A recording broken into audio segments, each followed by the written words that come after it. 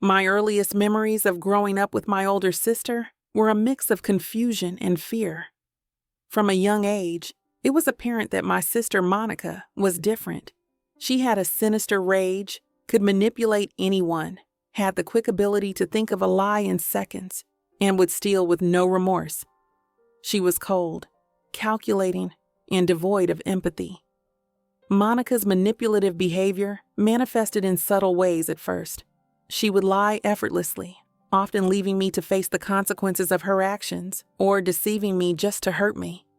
If she broke something, she would concoct an elaborate story and somehow always make me the culprit. My parents split up before I was born, so growing up, I only had my mom. She was a party animal, spending her nights out and her days sleeping. As a result, everyone in the household was under Monica's rule, and she delighted in having complete control over me.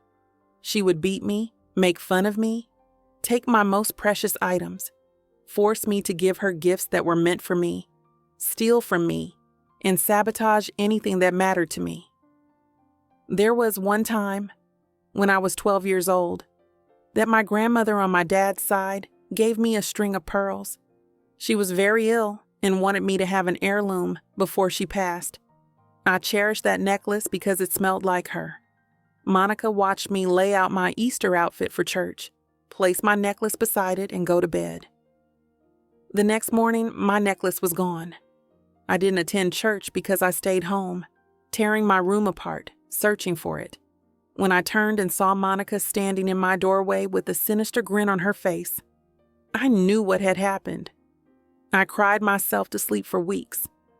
But what do you do when the boogeyman is real and lives in your house? Living with a sociopath meant living in constant doubt and isolation. Monica's ability to manipulate everyone around us made it nearly impossible for me to confide in anyone. Once, a school counselor saw bruises all over me and suspected my mom was abusing me. I told her it wasn't my mom, it was my sister. She shrugged and said, "All siblings fight. It's normal." But I knew what Monica was doing to me wasn't normal. She hated me, and she made my life a living hell. She even influenced my social life. My friends hated being around Monica, so they rarely came over. Anytime I had a boyfriend, they never liked her. They would tell me she was weird, that her jokes about me made them uncomfortable, or that they felt the need to protect me from her. It was really hard living in the same house as her. Monica was the breadwinner in our family. She worked odd jobs, stole from people, and did hair after school. She always had wads of money. Because of this, my mother let Monica do whatever she wanted and treated her like gold. Monica funded my mother's partying, so she was my mother's favorite. When I finally had enough, I told my mother what Monica was doing, and she told me that Monica was more valuable than me. So I moved out and haven't spoken to either of them since. Understanding Monica's condition allowed me to reframe my experiences. I realized that her issues were not my fault, nor could I have saved her. Growing up, Monica was the only person who parented me. I wanted her to love me so badly, and I wanted to love her just as much. I needed somebody to love me.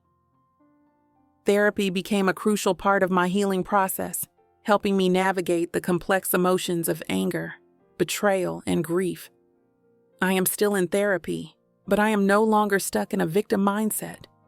I've learned to trust my instincts, recognize red flags in relationships, and establish firm boundaries.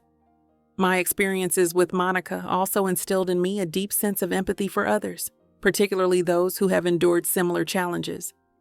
My story is one of survival and self-discovery, a testament to the strength of the human spirit in the face of adversity. As I continue my journey, I'm reminded that the past does not define me.